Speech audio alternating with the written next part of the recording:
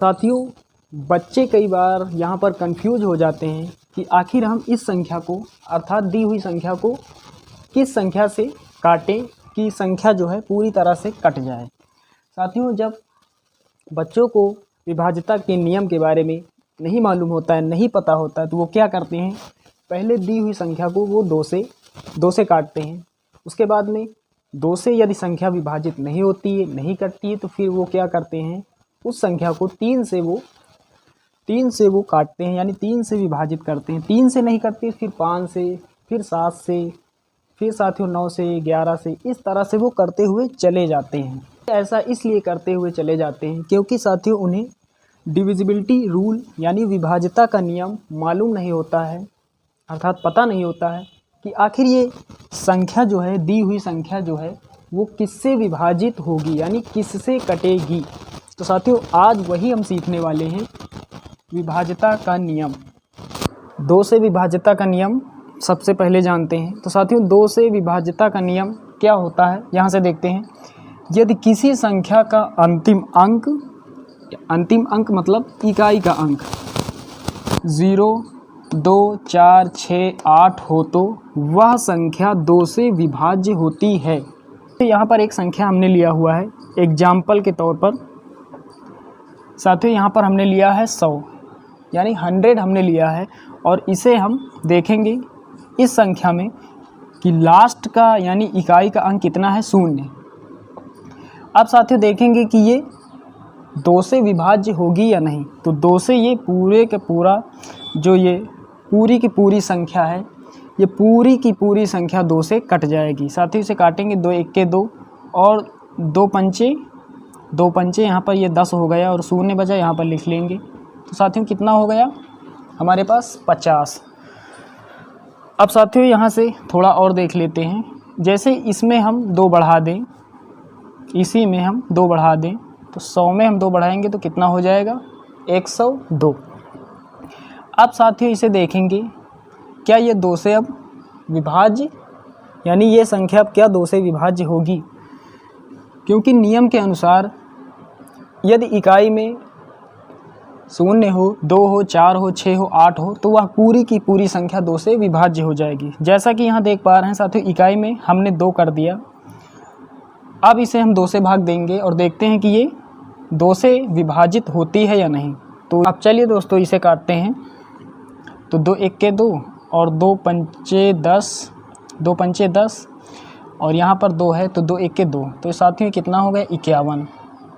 अब साथियों यहाँ पर लास्ट में हम थोड़ा यहाँ पर और बढ़ाते हैं। तो हमने यहाँ पर 2 किया था, अब एक नंबर और चेक कर लेते हैं। लास्ट में यहाँ पर हम लिख देंगे 8। तो साथियों 100 में हमने 8 बढ़ा दिया। अब देखते हैं कि ये 108 जो है वो 2 से कटेगी या नहीं, यानी 2 से विभाजित होगी या नहीं। क्योंकि लास्ट में इकाई का अंक कितना है, 8।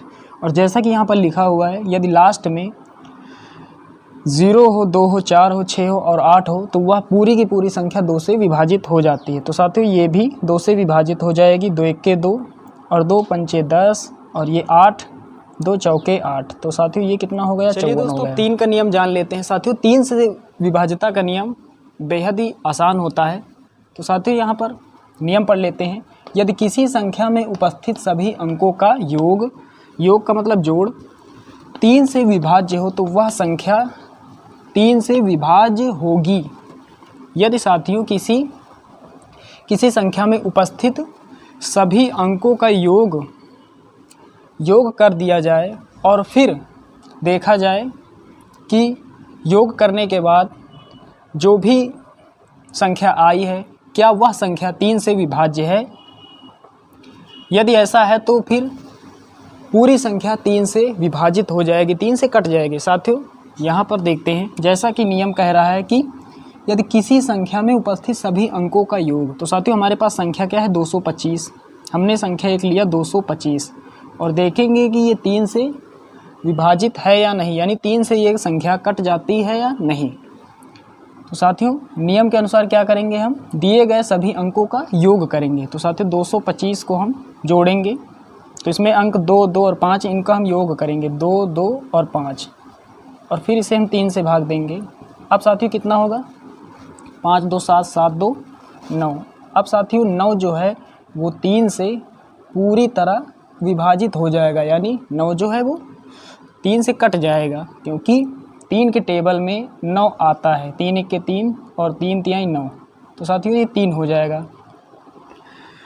तो साथियों अब ये दी गई पूरी संख्या, यानी जो 225 आपके सामने संख्या लिखी हुई, ये अब पूरी तरह से 3 से विभाजित हो जाएगी। यहाँ पर देख लेते हैं। अब 225 को देखेंगे 3 से भाग देकर, तो यहाँ 3 से काटेंगे, 3 1 के 3, और यहाँ से साथियों काटेंगे तो 3 7 21, यहाँ 5 था और यहाँ 1 बचा है, तो इसके सामने लिखेंगे कितना हो जाएगा 15, तो यहाँ पर हो गया 15, और फिर 3 5 15, तो साथियों यहाँ पर कितना आ जाएगा 75 आ जाएगा। अब यहाँ पर इसी प्रकार दूसरी संख्या देखते हैं, इसे हटा देते पहले।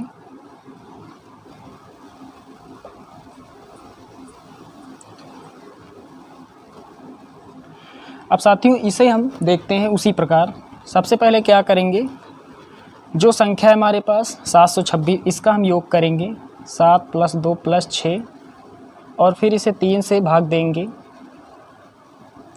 तो साथियों ये कितना हो जाएगा 6 2 8 और 8 7 15। 15 को फिर 3 से भाग देंगे, तो 3 के टेबल में 15 आता है, ये 3 से कट जाएगी। 3 1 के 3, 3 5 15, तो ये 5 हो जाएगा।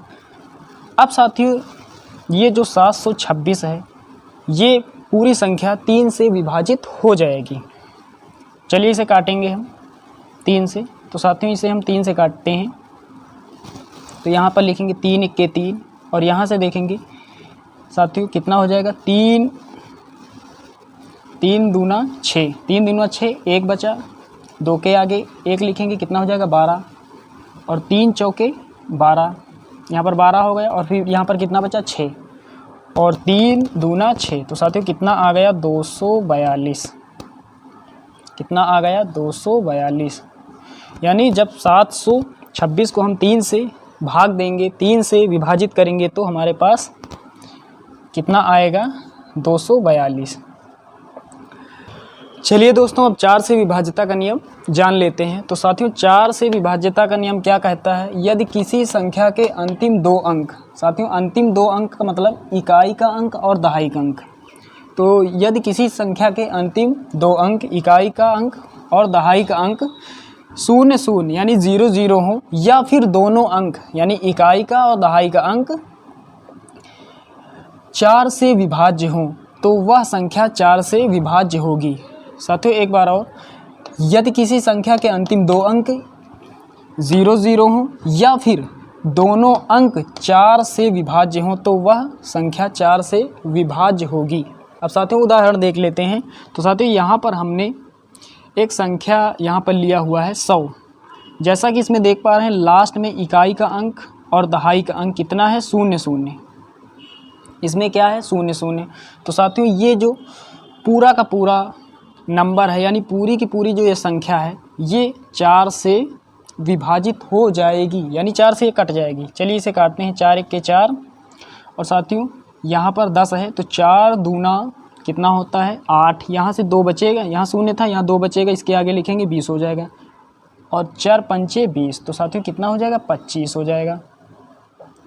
अब दोस्तों एक नंबर और लेते हैं, यानी एक संख्या और लेते हैं 968। अब इसे हम देखते हैं कि ये 4 से कटेगी या नहीं, या 4 से विभाजित होगी या नहीं। यहाँ पर इसे देखते हैं नियम के अनुसार, यदि इकाई व दहाई का अंक 0 0, तो साथियों यहाँ पर इकाई और दहाई का अंक 0 0 तो है नहीं, लेकिन एक चीज़ यहाँ पर और बताई गई है कि या फिर दोनों अंक जो हैं, इकाई और दहाई के दोनों अंक 4 से विभाज्य हों, 4 से विभाज्य हो। तो साथियों हमारे पास इकाई और दहाई के जो अंक हैं वो कितने हैं 68, इकाई का अंक और दहाई का अंक। अब इन्हें देखते हैं क्या ये दोनों 4 से विभाज्य हैं या नहीं। तो साथियों इसे काटेंगे, 4 1 के 4, फिर यहाँ पर 4 1 के 4, 2 बचेगा 28, 4 7 28, तो साथियों कितना हो जाएगा 17 हो जाएगा। अब साथियों ये दी गई संख्या 968 पूरी तरह से 4 से विभाजित हो जाएगी। चलिए इसे काटते हैं। तो यहाँ से 4 1 के 4, और यहाँ से देखेंगे 4 दूना 8, 4 दूना 8 होगा, यहाँ पर 2 लिख देंगे तो 4 दूना 8, 1 बचेगा साथियों, 6 यहाँ पर है, 1 लिखेंगे, 1 तो 16 हो जाएगा, और 4 चौके साथियों कितना हो जाएगा 16। यहाँ पर 8 है और 4 के टेबल में 8 कितनी बार में आता है 2 बार में, 4 दूना 8, तो साथियों ये कितना हो गया 242।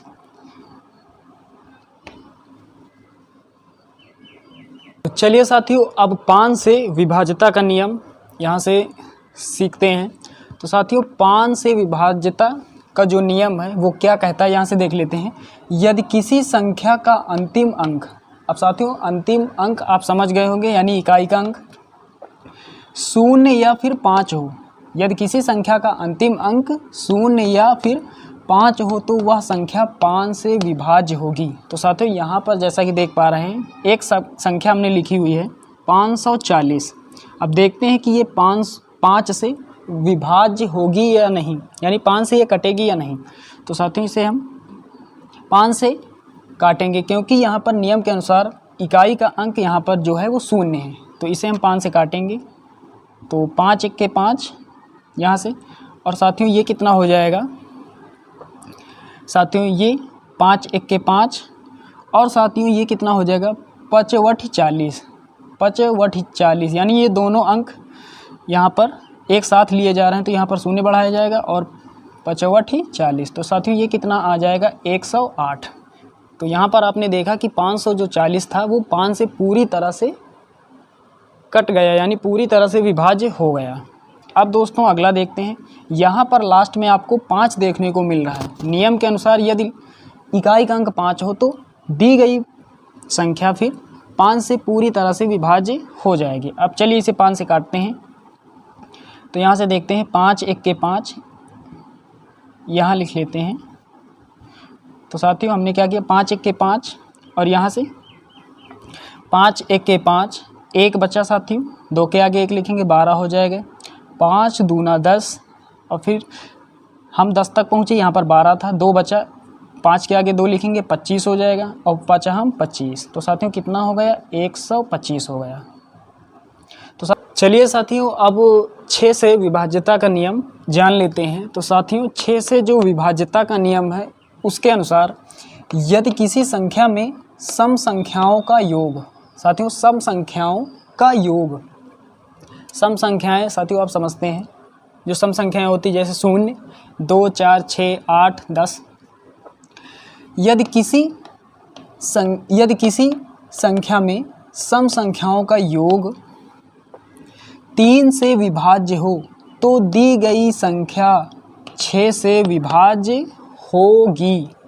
साथियों इसमें क्या बताया गया है, यदि किसी संख्या में सम संख्याओं का योग 3 से विभाज्य हो तो दी गई फिर संख्या 6 से पूरी तरह से विभाजित हो जाएगी। तो साथियों यहाँ पर जैसा कि एक संख्या हमने लिखा हुआ है 234, अब देखेंगे कि ये 6 से कटेगी या नहीं, यानी 6 से विभाजित होगी या नहीं। तो इसे चेक कर लेते हैं साथियों। सबसे पहले नियम के अनुसार हम क्या करेंगे कि सम संख्याओं का योग करेंगे। तो सम संख्या साथियों ये 4 और ये 2, इनको हम क्या करेंगे जोड़ेंगे। तो 2 में साथियों हम 4 जोड़ेंगे तो कितना होगा, नीचे का ये 6 और 2 में 4 जोड़ेंगे तो कितना होगा 6। अब 6 जो है वो 6 से पूरी तरह से कट जाएगा, यानी 6 तो 6 से विभाजित हो जाएगा। तो यहाँ पर नियम के अनुसार यदि किसी संख्या में सम संख्याओं का योग 3 से विभाजित हो रहा हो तो दी गई संख्या फिर 6 से पूरी तरह से विभाजित हो जाएगी। तो यहाँ पर तो ऐसा हो रहा है, चलिए देखते हैं ये 6 से विभाजित होगी या नहीं, यानी दी गई संख्या 6 से कटेगी या नहीं। तो यहाँ से काटते हैं 6 1 के 6, यहाँ पर लिख लेते हैं 6 1 के 6, ऊपर यहाँ देखते हैं 6 3 18, साथियों यहाँ पर कितना होगा 23 है, हम 18 तक पहुँचे हैं तो 6 3 18, और साथियों यहाँ पर कितना बचा 5, तो 4 के आगे हम 5 लिखेंगे तो इतना हो जाएगा 4 यहाँ पर बचा, और यहाँ हम 18 तक ही पहुँचे तो हमारे पास अभी भी 5 जो है शेष रह गया है, तो कितना हो जाएगा 54 हो जाएगा। अब 6 के टेबल में 54 जो है वो कितनी बार में आता है, तो 6 9 54, तो साथियों ये कितना हो जाएगा, 39 हो जाएगा।